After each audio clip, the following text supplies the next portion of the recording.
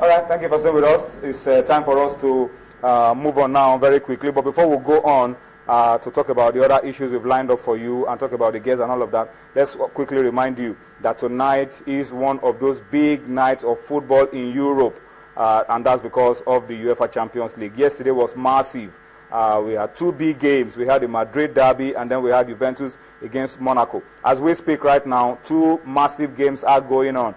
Paris Saint-Germain are down 0-1 to Barcelona, and then FC Porto, believe it or not, are 3-1 up over Bayern Munich. We'll continue to update you around these games as we go on. Once again, let me run through the result for you very quickly. Paris Saint-Germain 0, Barcelona 1. The game is already 66 minutes old. And then in the other game, FC Porto, former champions, are 3-1 up over Bayern Munich. Another former winner. That's it on your screen. Just live results of UEFA Champions League games currently going on this Wednesday. Of course, we'll keep our eyes on those games, and we'll update you. Once there's a change around any of the scoreline, we will update you so that you can get updated around the Champions League while you enjoy all that we have for you on Sports Tonight this midweek. All right, Sisi, we were talking about the girls, and you were saying that the Americans have named their squad of 23. The Falcons have also been improved. There's a psychologist, there's a whole lot. But before we come to that, Francisca Odega, you caught up with her in Abuja. All right, so we'll listen to Francisca Odega now. Sisi caught up with her in Abuja over the weekend. We'll listen to her, and then we'll come back. Sisi is here. We'll talk more about the girls and how we can ensure that they go to Canada and do us proud at the World Cup. I believe with NFF encouraging us, like giving us like international games, friendly games, like playing US. No, they are opponents. It won't work out, but like all this Brazil, they are also good. Japan, yes, and the rest. I think that will motivate us. Will give us. We'll know what we are going up to, because this is not just African competition. It's the world. It's about the world. So we really have to prepare financially, and like it's not just the allowances, but at times they should also check on the players, like how are you guys, how are you doing, and that will motivate us. It's not all about the cash, the money, but at times presence. Seeing someone is just like a mother, not always giving her child money or the rest, but the support, the word, the encouragement will motivate the person. So I think that that alone can motivate the players. We'll feel at home, we'll feel relaxed that at least we have someone who is always checking on us. Maybe this guy should be, doing interviews without the jersey more often, Sisi.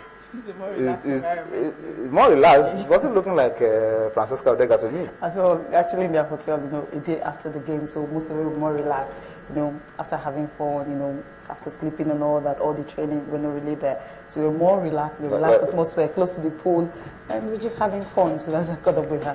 Maybe you should be doing your interviews more that way than, only.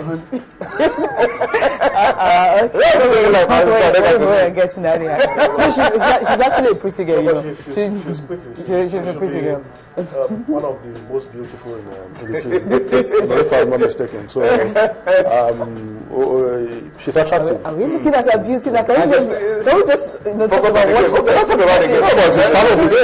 It's part of the. That's why a lot of men follow Serena Williams. Not just because of tennis, but all the other considerations that. Okay. Let's come back to talking about the girls. Let's come back to I think about the game. what I'm able to pick from what she said, actually, the fact that at the stadium on that they were expecting NFF officials, most of them, to be there, but we're actually looking for them. Did they come? Did they show up? The boys were, was it day to election? It did to election. Maybe most of them were in their states, actually. A lot of them had come to their states to vote. Get ready for so the presence was not really felt. That's what she was should actually talking us. about. Exactly. Not all about the money, giving allowance and all that. come on once in a while, come to the hotel, you know, how you girls doing and all. We know that sometimes Ikpeme usually come to see them, but that's just once in a while. But at least if they do that like regularly, I think they will appreciate that more. They should you know, not us. Just when they're now going to Canada, that's when you now have the whole entourage want to go to Canada. But while they're playing these smaller games, you know, at least they should also be there. I know, because of the elections. Okay. They should be with us. Hopefully, they're playing Mali May 9th, right, in Abuja, then before the return leg. So let's see what's going to happen in that time, no elections. So let's see if we're going to have all of them there. But one good thing I actually get from the stadium on that day was the crowd that came. People came out to actually watch the Super Falcons. And of course, Rafiu Ladipo, you know, Nigerian supporters, they were there. So it was really massive. They got much support from the fans around, the crowds around, and everything. And one funny thing was that when the game was actually going on, you know, when the Malians were already 6 goals down, the supporters that came with the Malian team had to fold their flag. At first they were flying the flag, they were happy and dancing, and when it kept rolling in, they had to just fold their flags and they sat down and we just watched it, looking so dejected. How soon are we expecting our team list? That's something I really can't say now. We have a now. provisional squad right now. I'm not sure anybody is coming in from outside of the 20s already in camp right now. Well, are we expecting anybody? No injury. I was thinking that someone like Courtney Dike, because of her performance, you know, last year in Canada, she could have been included in the squad, and someone like Pt.2, you really cannot rule her out because of her experience. Because she's not there. Okay. After taking a look at what the Americans are really, Abby Wambach, she's there. She's been with them for a very long time, and she's still there. Christy also, she's also coming at the World Cup. Emmy actually right now, she's on attack. She doesn't really have a club she's playing for. But she's with the squad. Hope Solo, of course, she will always. Everybody wants to see Hope Solo. Precisely, she'll always be there. Pretty girl and all that. Julia Justin, all of them. Once you look at the squad, you know that yes, this is the full squad. So we cannot really afford to drop any player that we feel can actually help the team. That's what I'm looking at. Maybe Courtney Dike can come, Pt.2 can also come, and I believe these girls will have a lot to offer in Canada because it's 52 days to go, and we're talking about friendly, tentatively. We're not even sure if these friendlies will hold. That's the thing, because we're sure, okay, when they get to Canada, they might play Canadian club sides and all that. But if they want to play New Zealand, but when will they play that game? Because most of these countries have already played most of their friendlies. The Brazilians, of course, the Germans rounded off theirs last week. We're talking about that, where the Germans defeated the Brazilians, you know, in their last. That was their last warm-up game before they will go to Canada. So when are we going to play us? That's something I'm looking at, because when you play friendly very close to main tournament, against a top quality team, I mean, injury might set in and anything can happen. By the time you play it earlier, that actually give you enough room to look at the whole team and see what correction exactly. And Cameroon, they're going to the World Cup also. They played Ethiopia on Saturday, so they won that game 2-1. Ethiopia is really not a Africa Games qualifier, just like we played Mali.